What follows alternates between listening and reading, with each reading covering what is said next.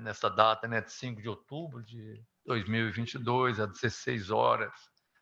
Registramos aqui a presença, a atuação presencial da desembargadora Amélia Martins de Araújo, aqui no plenário deste Tribunal Regional Eleitoral. À minha direita, naturalmente, Dr. Márcio Moraes, juiz membro desta Corte Ouvidor Regional Eleitoral. Também aqui presencial a doutora Mônica César Moreno Senhorelo, integrante desta Corte.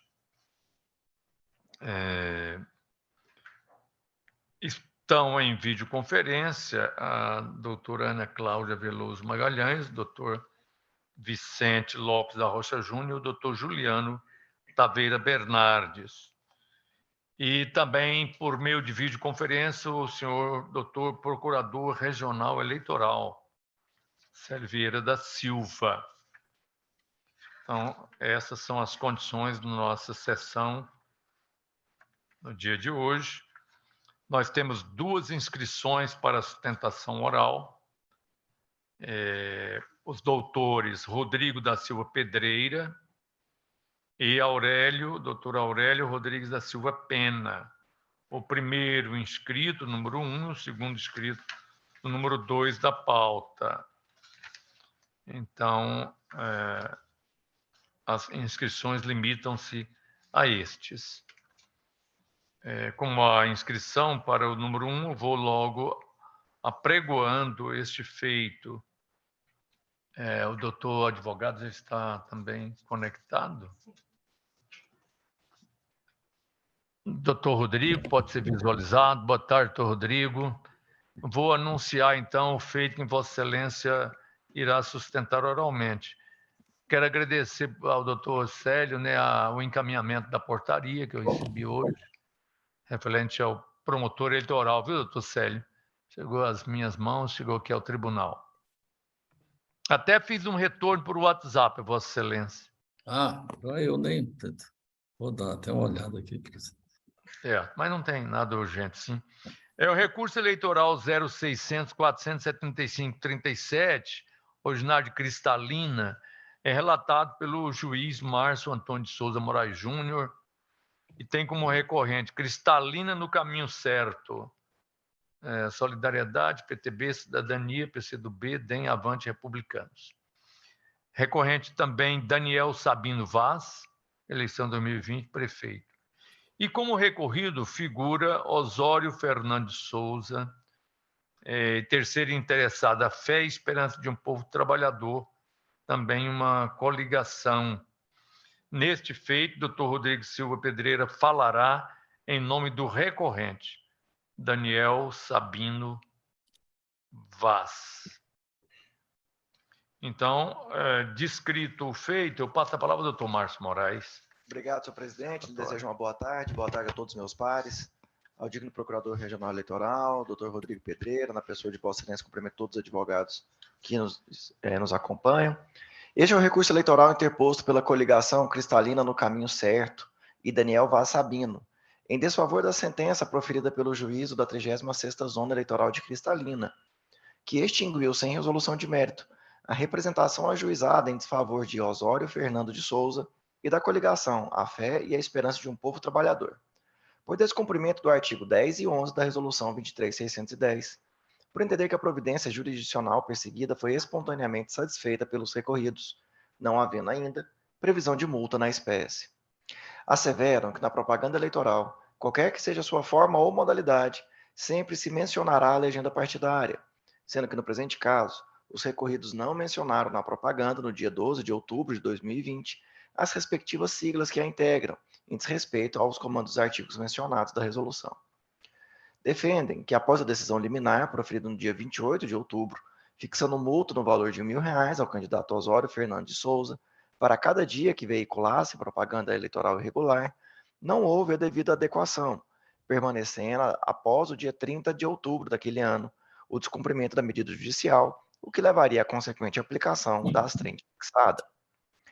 Diante disso, em 2 de novembro, os recorrentes apresentaram petição de idexito informando a inobservância da determinação judicial, requerendo aplicação de multa e envio dos autos ao Ministério Público Eleitoral por apuração de possível crime de desobediência.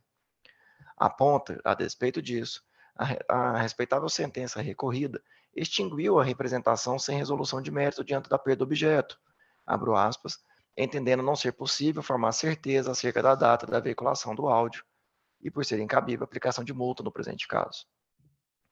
Afirmam, abro aspas, que no dia 30 de outubro, às 18 horas, ou seja, a mais de 48 horas da intimação, o hora recorrido continuou se utilizando do horário eleitoral gratuito para veicular propaganda irregular, sem indicação do nome de sua coligação e dos partidos que a compõem, conforme a peça publicitária divulgada na Rádio Serra dos Cristais.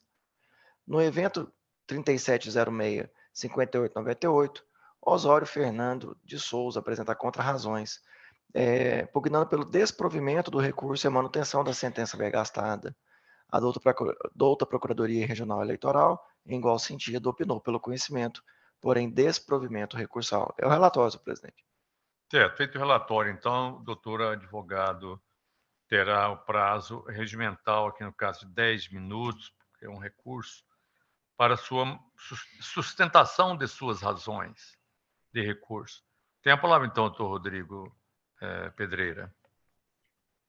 Excelentíssimo senhor presidente, excelentíssimo senhor desembargador relator, Márcio Antônio, excelentíssimos desembargadores, excelentíssimas desembargadoras, nobre representante do Ministério Público, advogados, internautas, servidores dessa corte que acompanham o presente julgamento. Excelências, o relatório foi minucioso, foi detalhado e trouxe à corte os detalhes mais relevantes dessa demanda. O que se busca aqui é a aplicação de multa por descumprimento de determinação judicial.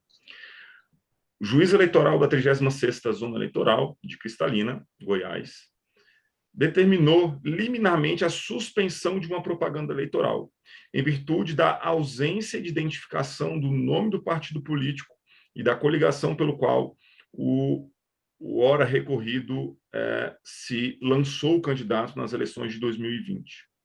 E a decisão liminar, ela é contundente, ela é clara ao determinar a aplicação de multa no valor de R$ 1.000 no caso do não cumprimento, da não observância dessa determinação legal, dessa determinação judicial.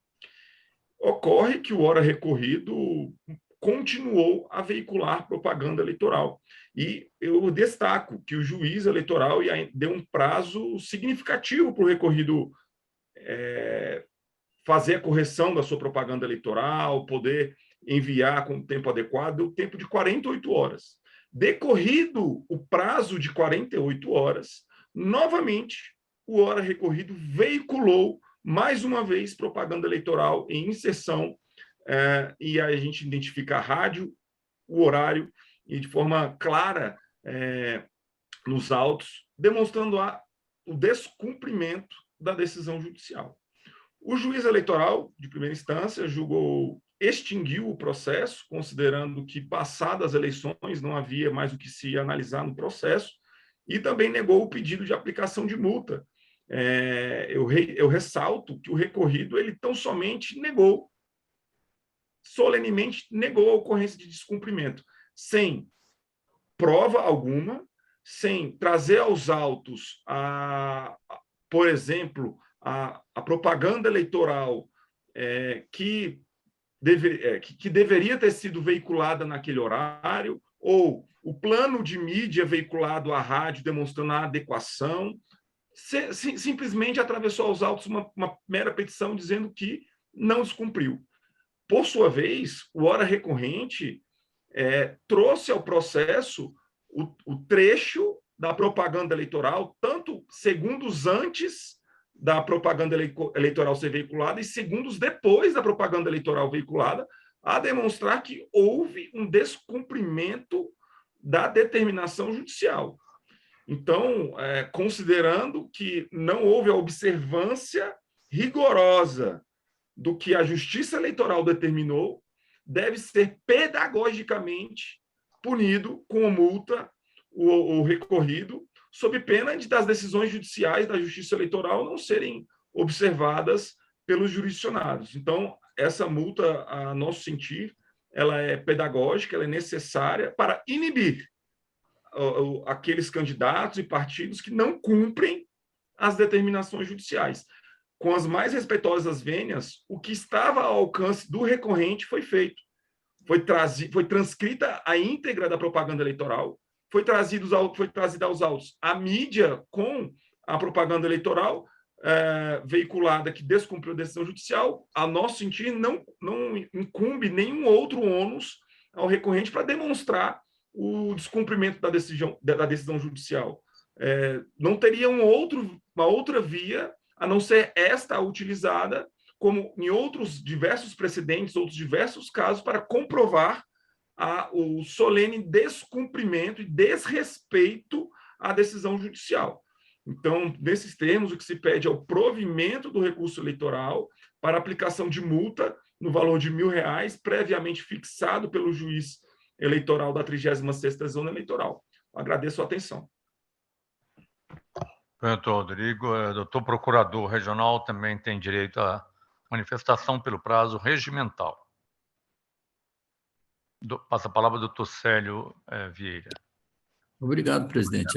Cumprimento Vossa Excelência, desembargadora Amélia Martins Araújo, vice-presidente e corregedora dessa corte, os senhores juízes membros, Ana Cláudia Veloso, Márcio Moraes, Vicente Lopes, Juliano Taveira e Mônica César Moreira.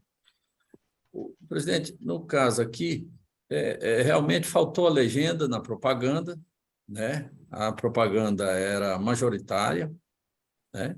Da chapa majoritária. O juiz, em liminar, determinou a adequação, o que foi cumprido, né? E o que se vê aqui que os documentos colacionados aos autos não atestam o suposto descumprimento da decisão proferida em sede liminar, até porque não é possível aferir a data em que fora veiculado o áudio apresentado. Andou bem a decisão, está concentrando com os autos, presidente, com as provas produzidas nos autos. Daí a manifestação do Ministério Público Eleitoral, no sentido de que o recurso seja conhecido e desprovido, mantendo-se a decisão recorrida. Obrigado. Obrigado, doutor. Eminente juiz relator, tem a palavra, então, para o voto. Obrigado, senhor presidente. Recurso próprio e tempestivo dele conheço, não havendo preliminares, passo direto ao mérito. Como dito, a resignação reside sobre a obrigação legal de fazer constar a legenda partidária nas propagandas eleitorais. Na espécie, os recorrentes afirmam que não se mencionou na propaganda veiculada na rádio, no dia 12 de outubro, as respectivas siglas partidárias que integram a coligação, a fé e a esperança de um povo trabalhador, desrespeitando, então, o que dispõe os artigos 10 e 11 da Resolução 23.610. A norma está assim disposta e trago aqui a colação, no meu voto, a redação de tais artigos, nas quais menciono que a propaganda sempre mencionará a legenda partidária e os partidos que compõem as federações e coligações. Manuseando a prova cotejada, verifico que a decisão liminar de ID 23809779, proferida no dia 28/10/2020, determinou aos recorridos a adequação da propaganda no prazo de 2 dias e, em caso de descumprimento, a aplicação de astrente no valor de R$1.000 para cada dia em que a propaganda eleitoral fosse veiculada na rádio, sem mencionar o nome de suas coligações e dos partidos que a compõem, além de incidir no delito previsto no artigo 347 do Código Eleitoral. Porém, essa determinação foi cumprida com a entrega da nova mídia de reposição no dia 20 de outubro, antes mesmo do ajuizamento da representação. A comprovação se faz presente através do protocolo de entrega dos respectivos áudios, dos IDs 37, 06, 58, 74 e seguintes, demonstrando o encaminhamento às rádios Serra Dourada, Rádio Líder FM, da nova mídia com o nome completo do partido integrante da coligação, a fé e a esperança de um povo trabalhador. Não socorre aos recorrentes a mídia de ID 3706 5881, informando um possível descumprimento da medida liminar, já que, conforme ressaltado na sentença, não é possível precisar a data de sua veiculação, ou seja, se antes ou após a decisão. Por outro lado, em que pese a conduta perpetrada pelos recorridos estarem em desacordo com as decisões do TSE, tal desobediência não é passível de multa, em face de ausência de expressa previsão legal. Dessa forma, em que pese a argumentação dos insurgentes, tenho que a propaganda eleitoral impugnada foi substituída a tempo, cuja mídia foi apresentada nos IDs 37, 06, 58, 74 e seguintes, esvaziando assim o conteúdo da representação, uma vez sanada a irregularidade existente. A questão me parece bem sintetizada na sentença censurada, e trago aqui um trecho da qual farei leitura de parte. Nada obstante, os documentos trazidos com a defesa demonstram razoavelmente que a rádio geradora da propaganda eleitoral gratuita foi cientificada da publicidade eleitoral espontaneamente regularizada, visto que antes mesmo da intimação da decisão liminar. Desse modo, supondo que aquela mídia de auto fosse autodemonstrativa da circunstância do descumprimento noticiado, o cenário composto com a defesa afastaria a responsabilidade dos representados. Por outro lado, a rádio geradora também não poderia ser atingida por nenhuma multa processual, visto que não é parte da demanda. A regularização espontânea da publicidade eleitoral pelos representados, somada à ausência de previsão legal de multa para irregularidade então verificada, impõe a extinção do feito pela perda superveniente do interesse de agir. Digo no meu voto que correto está o magistrado, já que a norma legal questionada não estabelece qualquer penalidade para o seu descumprimento.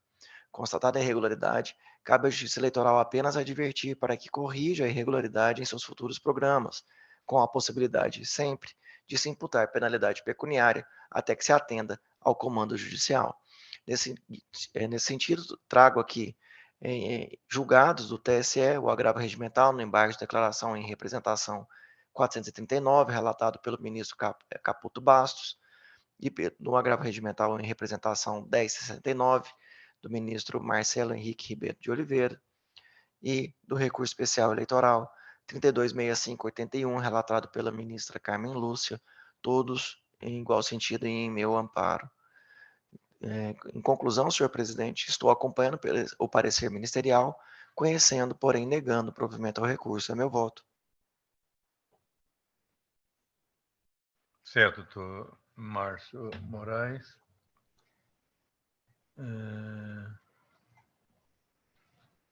A secretaria está me dizendo aqui que a questão da transmissão aqui no YouTube não está vendo a transmissão da imagem.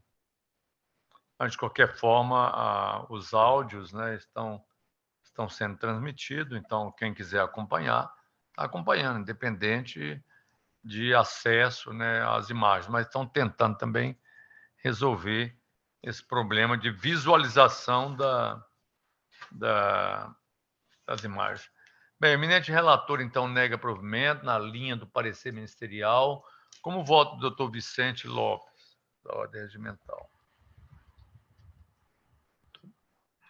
Boa tarde, presidente, advogada Amélia, doutora Mônica, Márcio, Juliano, Ana Cláudia, doutor procurador Célio, doutor Rodrigo.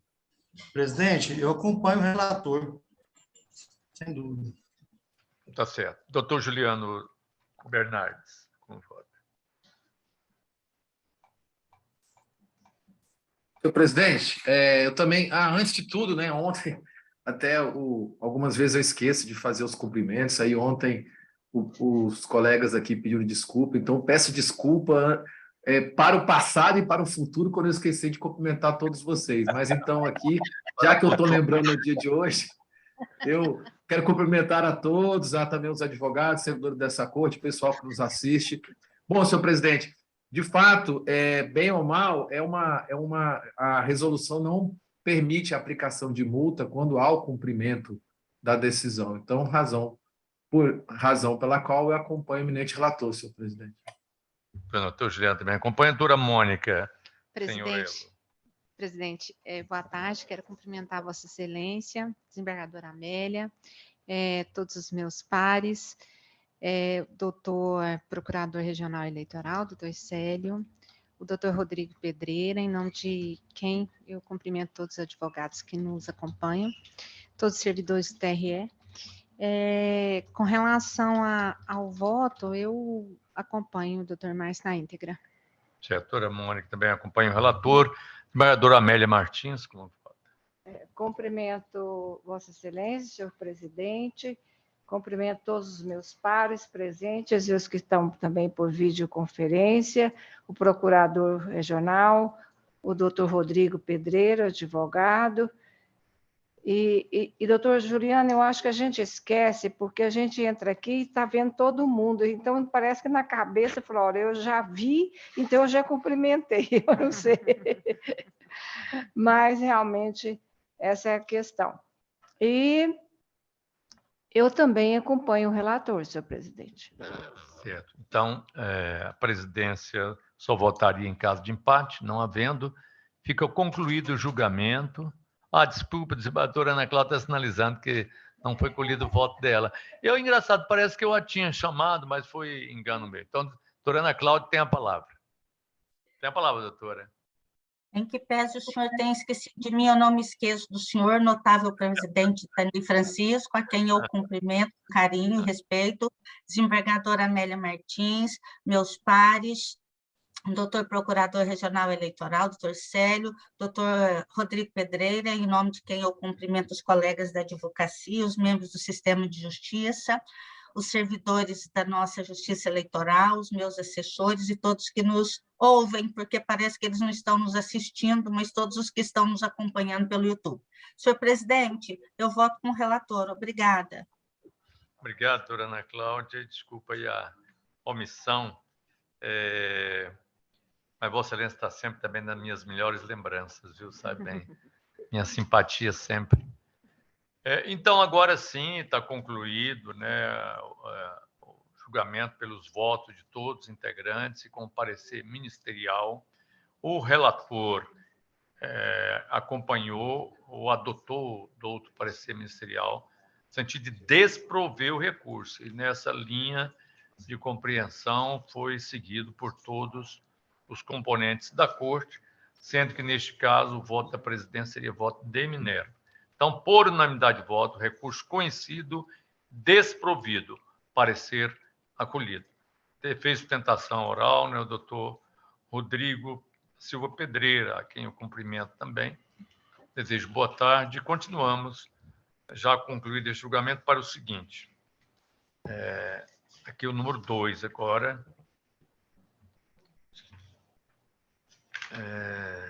Aqui também tem inscrição do doutor Bruno Aurélio Rodrigues da Silva Pena. Não estou visualizando, ele já está também.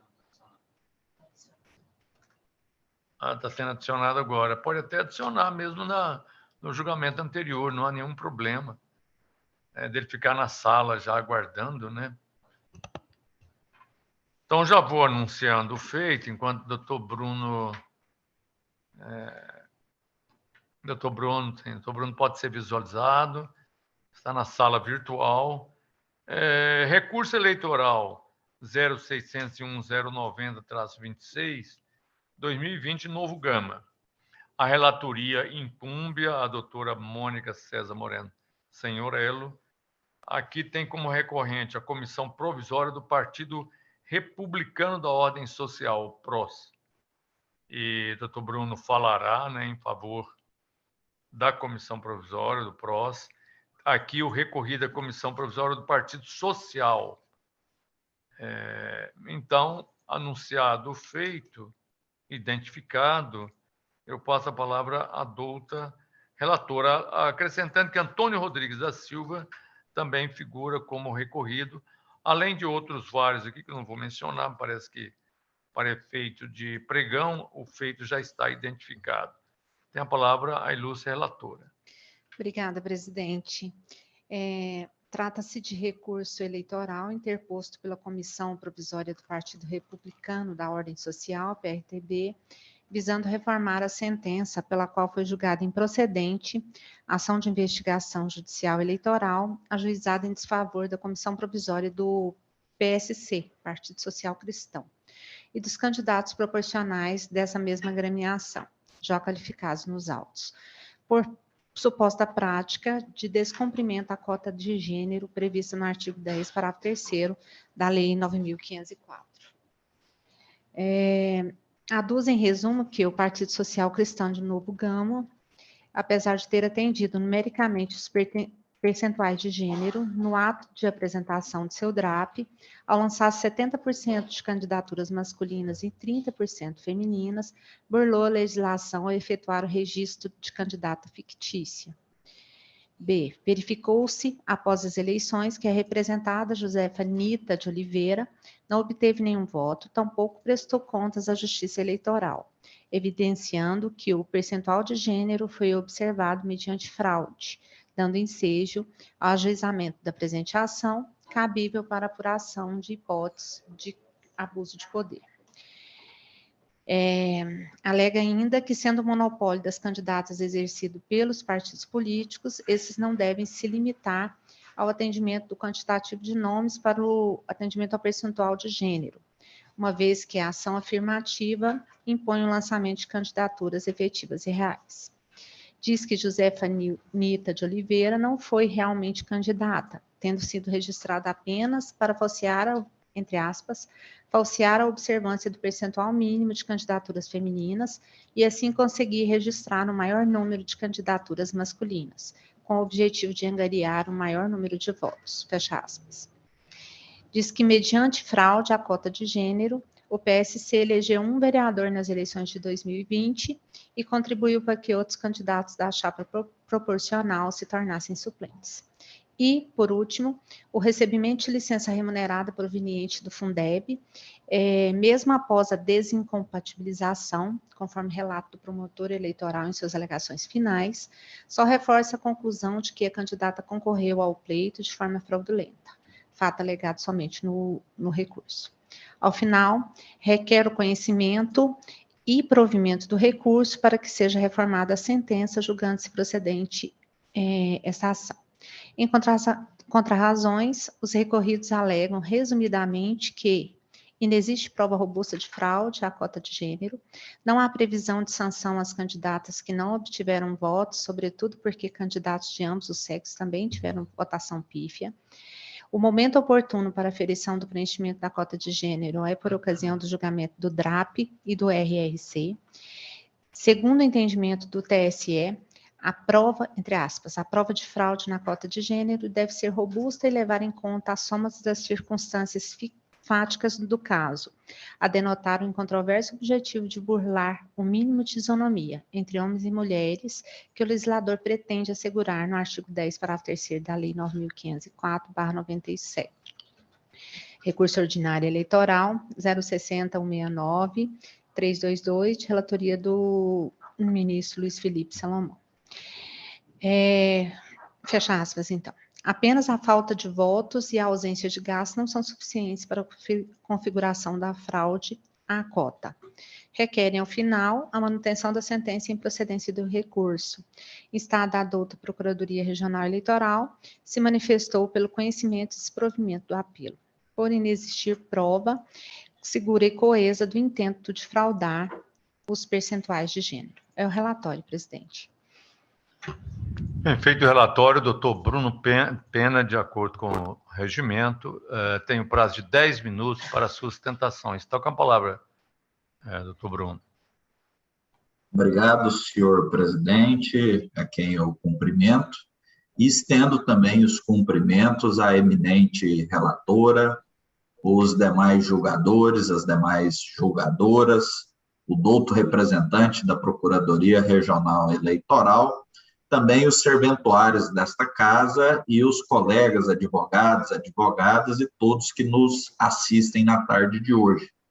Trata-se de recurso eleitoral que se insurge contra a sentença proferida pela Zona Eleitoral do município de Novo Gama, que julgou improcedente a ação de investigação judicial eleitoral para verificação de fraude à cota de gênero, que é uma matéria que tem sido recorrentemente discutida e debatida perante essa corte. Eu mesmo já estive aqui algumas vezes debatendo a matéria no lado oposto, pela primeira vez, tentando demonstrar a ocorrência da fraude de gênero.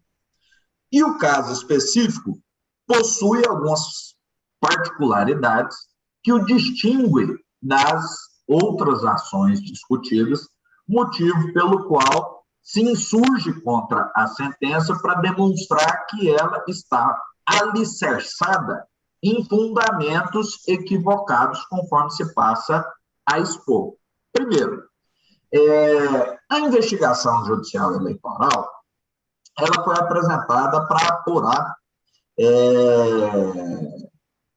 o descumprimento da cota de gênero por parte da Comissão Provisória Municipal de Novo Gama, do Partido Social Cristão, hora primeira representado, e demais candidatos integrantes do DRAP número 060-0259-75 de 2020, conforme se extrai da inicial.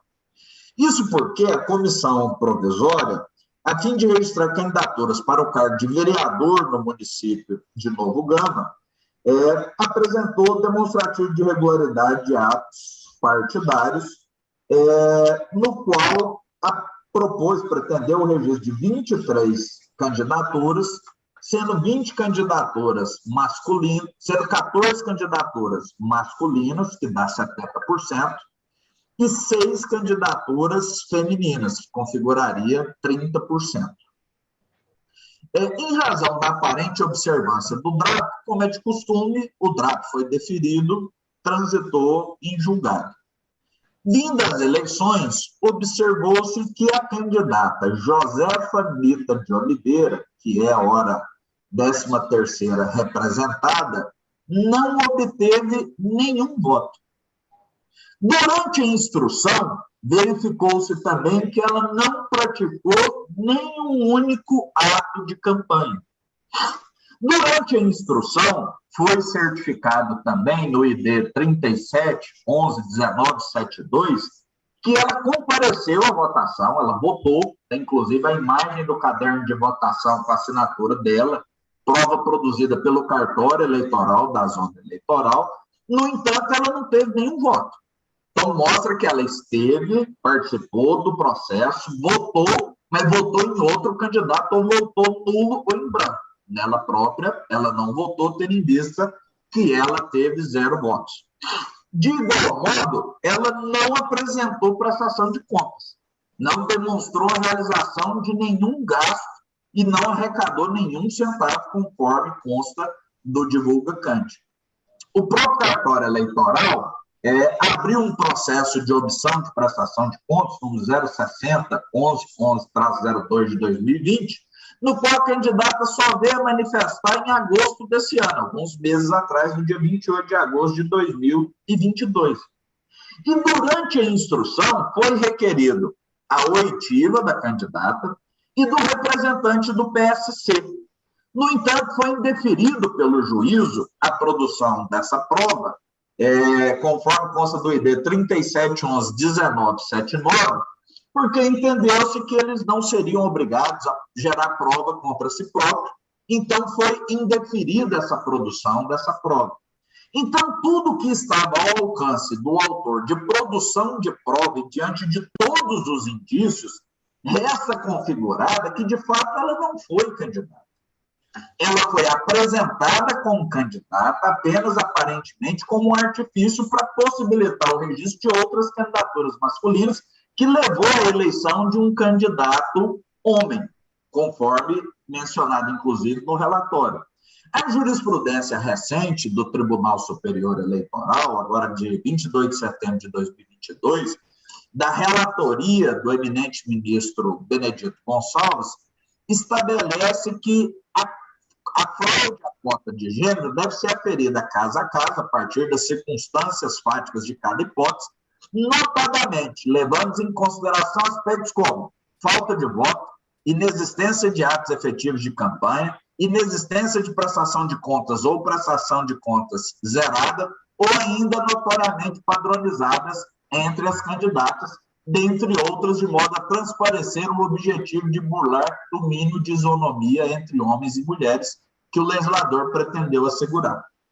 E esse caso diferencia-se de outros, que em outros casos tratavam-se de candidatas que renunciaram, candidatas que foram indeferidas, candidatas que tiveram pouco votos, ou casos que a única prova produzida em caso de pessoa com pouco voto seria a declaração da candidata, que teve variações em vários momentos e que a própria candidata havia reconhecido ter mentido perante o Ministério Público.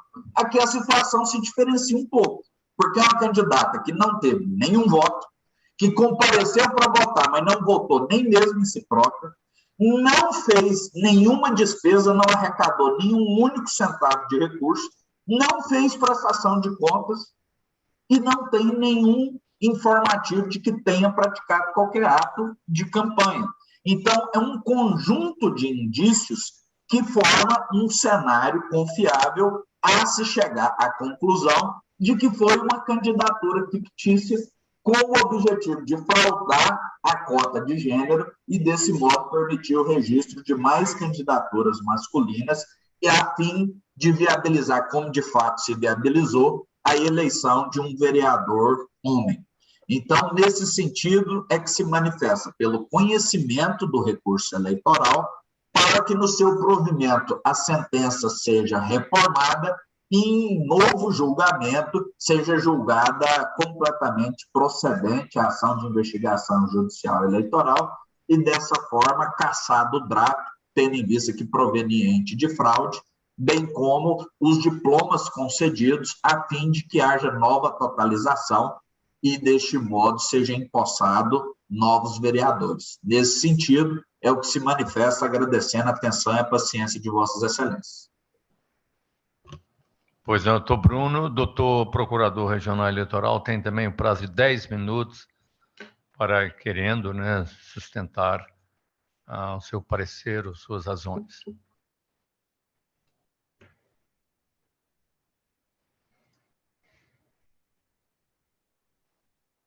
Obrigado, presidente. Eminentes julgadores, o caso aqui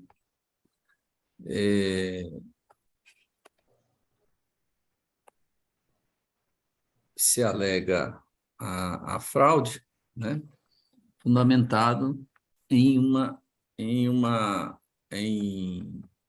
falta de campanha, falta de movimentação na campanha, movimentação financeira e falta de voto.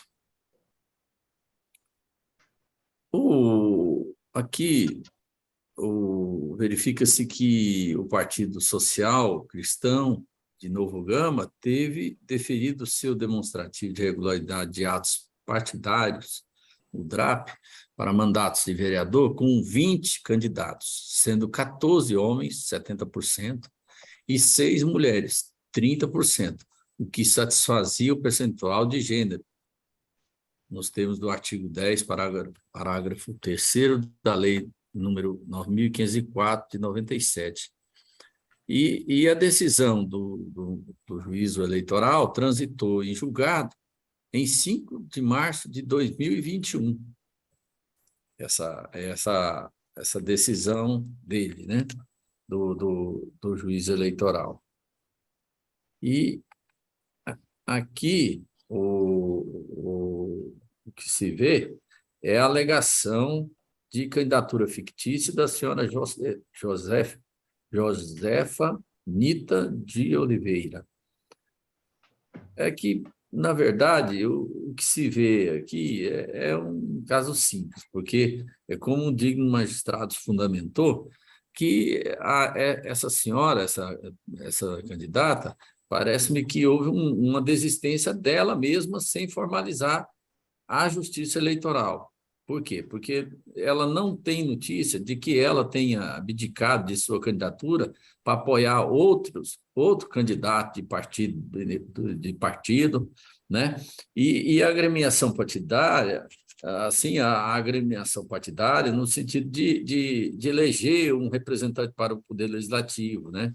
Ou mesmo que tenha tido algum benefício direto com essa conduta dela, de não movimentar, de não ter o voto, né?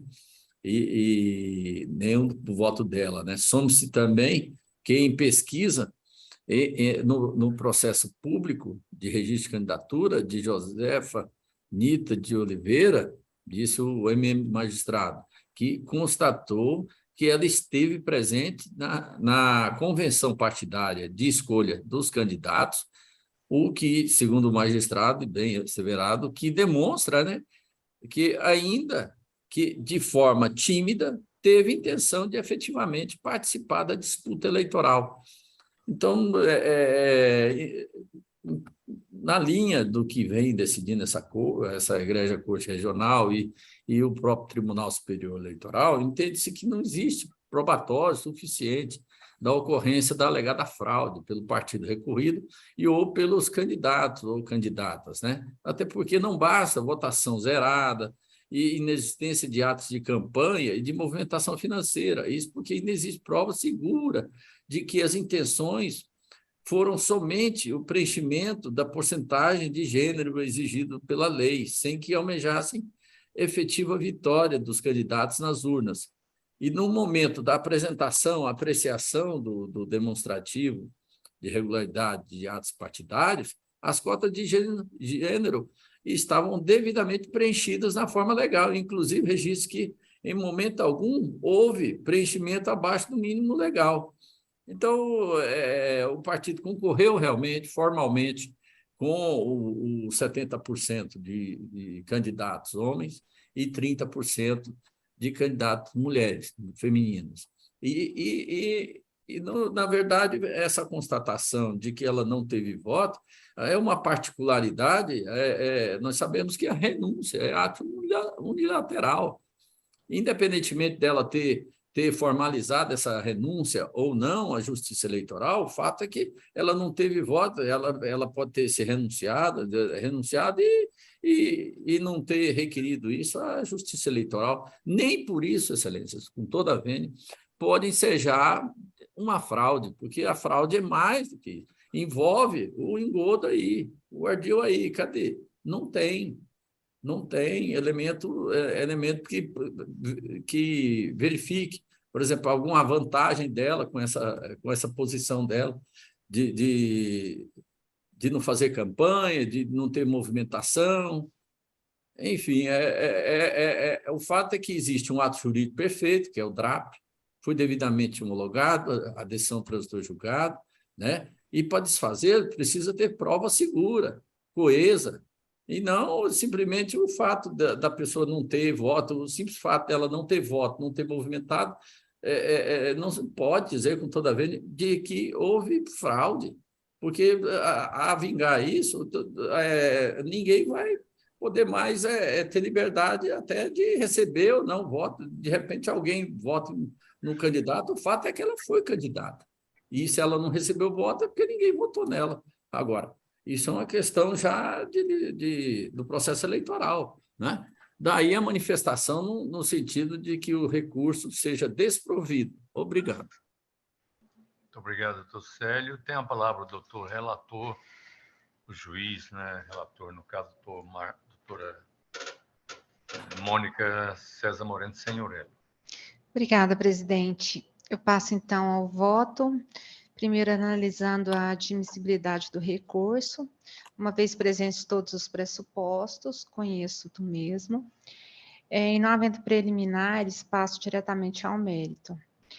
A Comissão Provisória do Partido Republicano da Ordem Social e resignada insurge-se contra a sentença pela qual se julgou improcedente a ação de investigação judicial eleitoral que moveu em desfavor dos candidatos proporcionais do partido PSC, Partido Social Cristão, nas eleições municipais de 2020, em Novo Gama, fundada em suposta fraude à cota de gênero, previstas no artigo 10, parágrafo 3º da Lei 9.504/97, que cito no voto.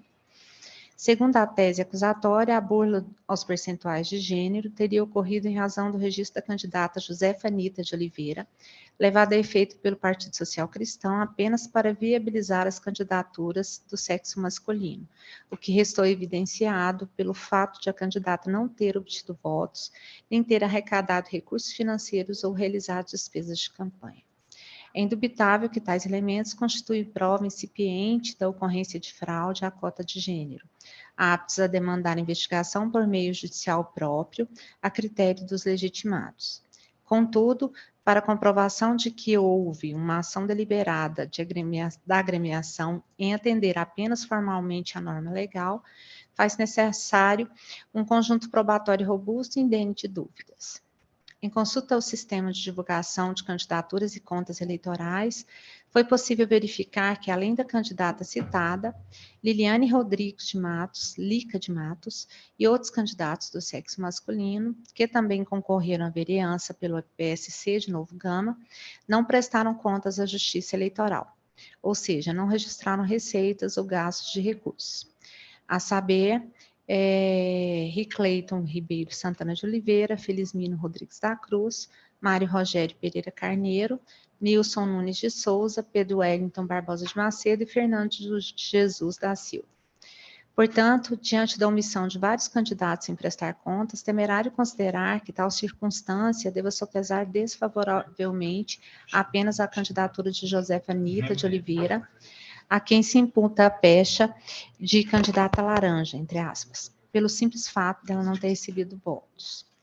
Em sua peça recursal, o recorrente endossa a afirmativa do representante ministerial, que em sede de alegações finais aduziu que a candidata, entre aspas, embora desincompatibilizada na ocasião, continuou percebendo licença remunerada, oriunda do Fundeb, o que reforça o seu interesse em se lançar como candidata de forma fraudulenta, fecha aspas. Embora essa tese tenha sido levantada pelo Ministério Público Eleitoral de primeiro grau, apenas em seu parecer final, há de argumento um tanto, mister se referir à questão, tendo em vista que foi repetida pelo recorrente em sede recursal. Portanto, vislumbra-se no requerimento de registro de candidatura, 060-317/78, que extrai-se a informação de que a candidata referida exercia o cargo de escriturário, sendo servidora concursada da Prefeitura Municipal de Novo Gama. Nos autos estão juntadas fotografias denominadas prints do portal de transparência da Prefeitura, e desde que cito na ementa, pelos quais, aliás, no voto, pelos quais se visualiza que de agosto a setembro do ano de 2020, a representada não recebeu salário. Por sua vez, ao se fazer uma busca no mesmo site, assim como fez o promotor eleitoral, denota-se que nos 3 meses citados, a representada recebeu parcela do Fundeb, Fundo Nacional de Desenvolvimento da Educação, proveniente do Ministério da Educação.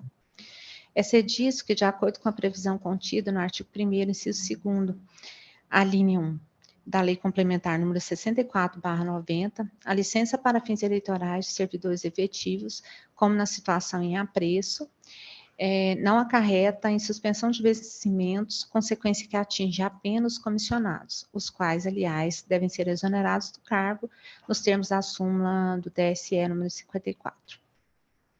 Diante desse panorama, o recebimento ou não de salário pela representada nos 3 meses que antecederam o pleito de 2020 não contribuem para o desíntito feito, já que não traz a convicção de que a candidata tenha concorrido apenas para viabilizar as candidaturas masculinas. Pelo contrário, reforça a tese de que a intenção da então candidata era efetivamente participar do processo eleitoral, pois se afastou da sua função consoante consta dos autos epigrafados. Ademais, conforme entendimento do Colégio do Tribunal Superior Eleitoral e dos Tribunais Regionais Eleitorais pátrios sobre a matéria, os fatos noticiados nestes autos por si só, ou seja, sem a conjugação de outros elementos, a exemplo da realização de campanha para os outros candidatos, apresentação de prestação de contas padronizada, não participação na convenção partidária, dentre outros, são insuficientes para a configuração do ardil. Eu cito jurisprudência de relatoria do ministro Mauro Campbell Marques, de 9/9/2022, uma outra do Tribunal de Justiça, aliás, do TRE, desculpa, de relatoria do desembargador Zacarias Neves Coelho, de 19/9/2018, e também uma de relatoria do desembargador Tiago Paiva dos Santos, do TRE do Paraná, de 25/5/2022, que reforçam os argumentos supramencionados. Diversamente da versão apresentada pela parte autora, ao que tudo indica, o que houve foi a desistência tácita da candidata Josefa Anita de Oliveira em seguir na disputa. sendo tal fato reportado pelo sentenciante, que assim consignou em seu deciso. Eu cito aqui uma parte da sentença, uma pequena parte. Abro aspas, ademais não se mostra improvável que no decorrer da campanha eleitoral a referida candidata tenha se desanimado e ou desestimulado com a sua candidatura, seja pela insuficiência de recursos, seja pela falta de engajamento de eleitores à sua candidatura, seja por motivos íntimos ou pessoais, inclusive receio de maior exposição ao vírus causador da Covid-19, e com isso optado por não mais disputá-la, fecho aspas.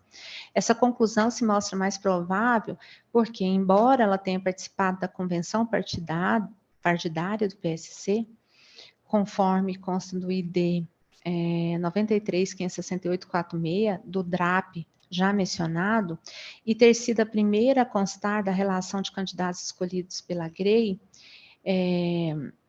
conforme consta do ID 37.111.713 destes autos, não recebeu doação da candidata ao cargo majoritário, como outros candidatos e candidatas à agremiação, nem promoveu atos de campanha para si ou para terceiros, o que reforça a ideia de que, após o deferimento de seu registro, perdeu interesse em manter a sua candidatura.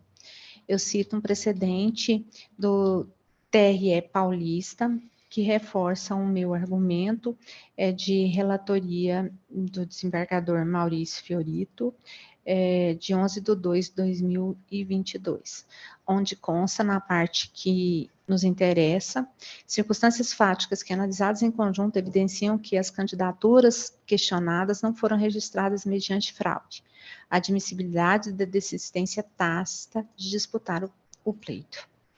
Não há nos autos provas suficientes e robustas de que as candidaturas ora questionadas foram requeridas com o único fim de atingir a cota para o sexo feminino, como cumprimento de mera formalidade. Fraude não demonstrada, sentença mantida. Destarte, considerando que, após analisadas todas as circunstâncias fáticas do caso, juntamente com as provas carreadas aos autos, não foi possível concluir que houve a intenção manifesta de burla à norma afirmativa, prevista no artigo 10, parágrafo 3º, da Lei 9.504/97. Portanto, a sentença não comporta reparos. Então, presidente, já me encaminhando para o final, concluo em acolher o parecer da douta Procuradoria Regional Eleitoral e conhecer do recurso e negar-lhe provimento, porquanto não comprovada a alegada fraude no preenchimento da cota de gênero. É como voto, presidente. Como vota a doutora Ana Cláudia Veloso Magalhães? Senhor presidente, eu voto com a relatora. Veloso, como vota? Senhor presidente, eu voto com a relatora. Certo. Como vota a desembargadora Amélia Martins? Eu também voto com a relatora, senhor presidente. Como vota o doutor Márcio Moraes? Obrigado, presidente. Eu mesmo já sabedor da posição minoritária, mas eu abro a divergência apenas para fins de registro. Entendo que as situações, tais como as relatadas aqui, a ausência de qualquer ato de campanha, movimentação zerada, ausência de material de campanha aqui apresentado aos autos, enfim, votação zerada para ela própria. Eu entendo, a exemplo do que tem sido decidido no TSE, de forma a entender configurada, porém apenas para fins de registro, mantendo coerência com os outros votos, porém já sabedor de posição isolada aqui nessa corte. Como voto, senhor presidente? Pois não. Diante da divergência justificada, né, naturalmente, do eminente juiz Márcio Moraes, volta a palavra à eminente relatora para, caso queira, né, manter o seu voto ou contra-argumentar, caso queira, com o voto divergente, em relação ao divergente. Doutora Mônica, tem a palavra. Obrigada, presidente. Presidente, eu vou manter o meu voto, porque eu entendi que as provas colacionadas aos autos não são suficientes para comprovar a burla à cota de gênero. Então, eu achei que se trata de provas indiciárias. Então, com base nisso, eu mantenho o que foi afirmado outrora. Certo, a eminente relatora sustenta a mesma compreensão Sim. sobre o caso. Então, eu colho o voto na sequência regimental do doutor Vicente Lopes. Presidente, eu acompanho a relatora. Doutor Juliano Bernardes, como vota? Também acompanho, senhor presidente. Certo. Desembargadora Amélia, acho que eu não possibilitei o voto da desembargadora. Como vota, desembargadora? Já votei, senhor presidente. Acompanhou, né? Acompanhei. Certo. Porque Então, esse é o seguiu a ordem. entendimento aqui, como o doutor Márcio falou, da maioria Certo. Alguém quer refluir? desse colegiado. Sim. Algum dos demais quer alterar o voto? Certo. Então, todos mantêm a divergência apenas do doutor Márcio. Eu voto também, como foi bem posto pelo eminente relatora, realmente a prova também, sob minha ótica, é uma prova inconsistente para autorizar o reconhecimento da fraude, que, segundo também fatos de jurisprudência, deve ser robusta, espancando dúvidas, justamente porque a imputação de fraude há de ter um sustentáculo probatório muito forte, inclusive pelas drásticas consequências do reconhecimento. Então, com todo respeito à eminente divergência, que é a questão de ótica sobre a consistência da prova, eu vou acompanhar a eminente relatora. Então, fica concluída a votação por maioria de votos do plenário, nos termos do voto da eminente relatora, que acolheu o parecer, conheceu do recurso e o desproveu. Divergiu apenas o eminente juiz Márcio Moraes, que dava provimento ao recurso para reconhecer a fraude da candidatura na cota de gênero. Então, ficou concluído o julgamento nesse termo, nos termos do voto da relatora, por maioria, parecer acolhido, fez sustentação oral o doutor Bruno Pena, a quem registro cumprimentos, desejando boa tarde, e nós seguimos para o seguinte da nossa pauta. Anuncio para julgamento número 3 da pauta um recurso eleitoral de número 600-56311 de Piracanjuba, a relatoria do Dr. Vicente Lopes da Rocha Júnior. Tem como recorrente Milton Justus, terceiros interessados José Eduardo Silva. Este feito está com vista ao Dr. Juliano Bernardes. Aqui, o julgamento foi suspenso, faço o pedido de vista, após o voto do relator, para dar provimento, reformando a sentença recorrida, aprovando com ressalvas as contas, determinando o pagamento de multa. A doutora Mônica, a doutora Ana Cláudia, a desembargadora Amélia aguardam, bem como o doutor Márcio, aguardam pedido de vista do doutor Juliano. Então, eu passo a palavra ao doutor Juliano para este caso. Senhor presidente, como não faz muito tempo, acredito que todos se lembrem, é um caso que o doutor Vicente aprovou com ressalva as multas, e eu sempre enfatizando essa questão dos combustíveis, eu pedi vista para analisar melhor os autos. E aqui eu nem apresentei voto escrito, senhor presidente, eu estou concordando com o voto do relator, até fiz uma anotação aqui, o analista de contas indicou um consumo exagerado de combustível que foi contabilmente registrado de modo regular. Nas prestações de contas, faz-se uma análise contábil da documentação apresentada e pode haver, no caso, até indício de arrecadação ou gasto ilícito de campanha que devem ser apurados na seara apropriada. Porém, a prestação de contas não é a via adequada para a valoração da ilicitude do uso de combustível, que deve ser investigada no âmbito da representação especial da AGE, onde será permitido ao candidato exercer ampla defesa e tal. Enfim, como já expuseram o eminente... já estou te colocando como ministro, Vicente. O eminente... Eu recebo. Vicente, o eminente juiz Vicente, ali foi um gasto de 5 mil para pagar combustível, mas tinha uma peculiaridade, né, Vicente? Aqui, o carro era próprio, porém havia sido cedido para a própria campanha para fim de ser utilizado como carro de som. Isso também me chamou a atenção, mas, bem ou mal, está tudo aqui registrado, tem documentos contábeis nessa forma. Houve a compra de 1.100 litros de combustíveis. Isso chamou a atenção do pessoal da como é que chama aqui, da ZEPA aqui, mas, de fato, não há maiores repercussões para fins de prestação de contas. Pelo menos em termos contábeis, elas estão regulares. Agora, eu só gostaria, então, até para que não ficasse nenhuma dúvida, quanto à atenção que essa corte deve ter com essa questão dos combustíveis, né? Principalmente para as prestações de conta que se avizinham agora desse pleito de 2022. Isso já tem sido alvo de muita fraude, nós já temos aqui registrado algumas condenações.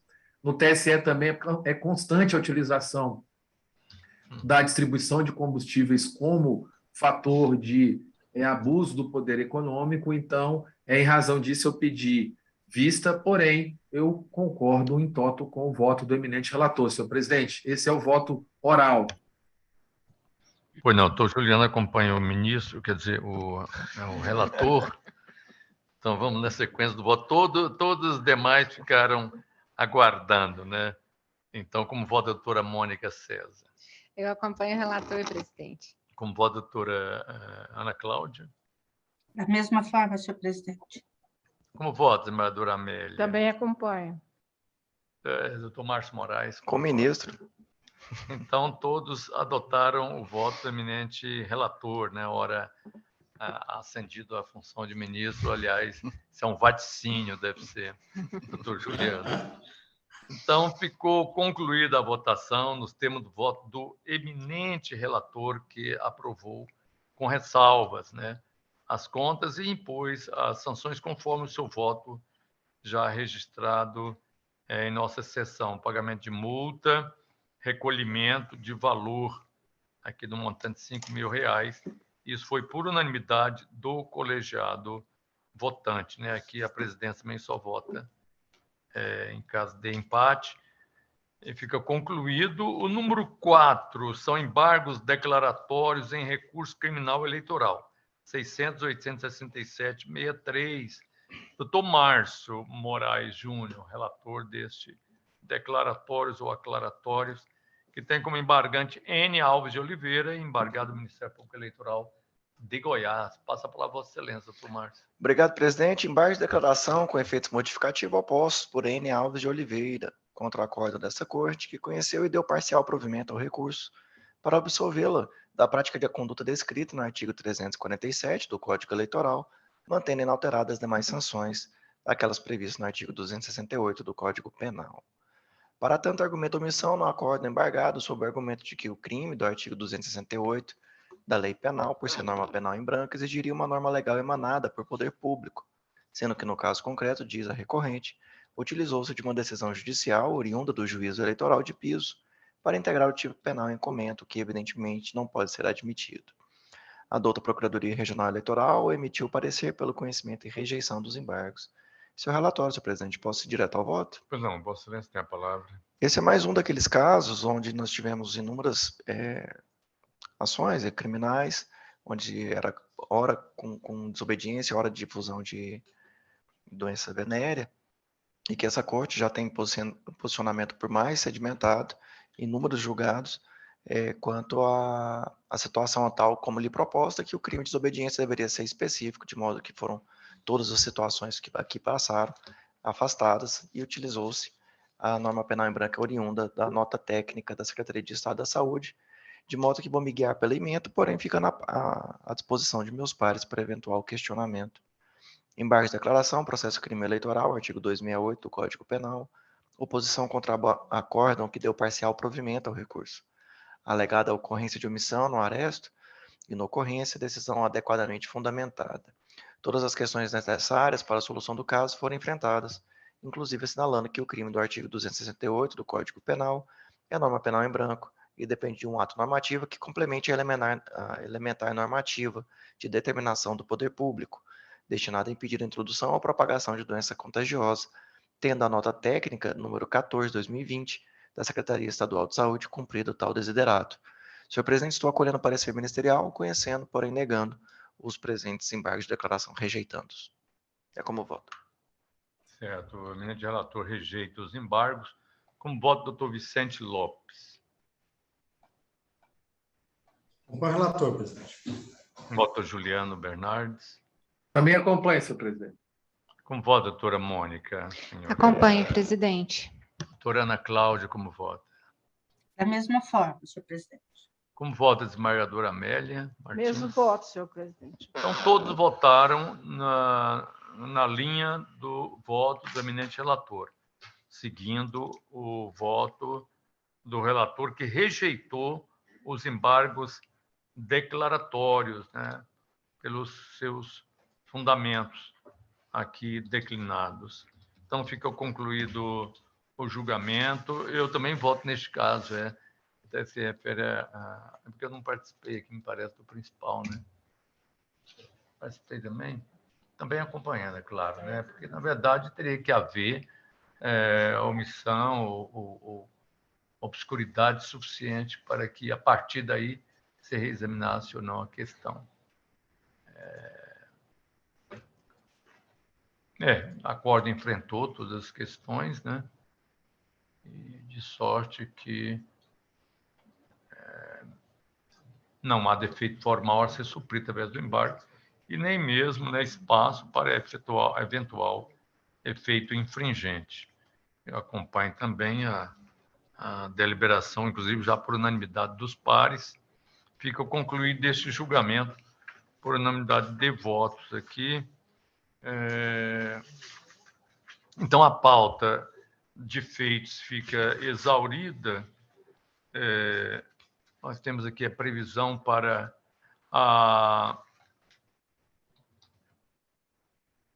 primeiro decisão presidencial com relação ao deslocamento dos magistrados. Mas nós resolvemos inserir uma pequena nota, e eu vou deixar para trazer amanhã, porque nós temos uma outra resolução que delimita distância. Isso aí não foi explicitado nessa decisão. Então, eu vou inserir, a minha assessoria vai inserir essa restrição da delimitação da distância, que já está noutra resolução nossa aqui. Então, para não contrariar frontalmente, né, a outra resolução eu trago amanhã. E tem uma minuta que altera o regulamento interno. Esse aqui é aquela da sessão. Aqui é o seguinte, na verdade, entre as atribuições da diretoria, havia remoção de funcionários e atos, né, ordinários de movimentação. Mas tem um ato muito importante, que eu acho que é o problema da cessão do servidor. Ficou na alçada da diretoria. Eu estou achando, olha, atos de menor importância foram presidência, mas um ato importante, como é a cessão de servidor, ficou na órbita da diretoria. Talvez seja o caso de, na verdade, deixar também para a presidência. Parece que isso não vai onerar tanto o serviço da presidência e desonerou um pouco a diretoria, mas um ato importante que eu acho de governo, né, digamos assim, tem que ficar na presidência, não por minha causa, mas por questão da direção. Então, eu vou discutir com o diretor-geral essa resolução que altera o regulamento interno. Eu vou deixar também para amanhã ou para a próxima Presidente? sessão. Pois não? Só a título de sugestão, eu vi a minuta, né, que transfere à diretoria os poderes para atuar nessas questões de sessão, e assim, Vossa Excelência pode, como gestor, né, máximo dessa corte, delegar, se for o caso, né, é uma atribuição delegável, e que o senhor pode avocar novamente a qualquer momento. Então, talvez não precisasse mudar a norma, bastaria um ato de delegação do senhor para o diretor, se assim achar que o deve fazer e no momento que achar que deve fazer.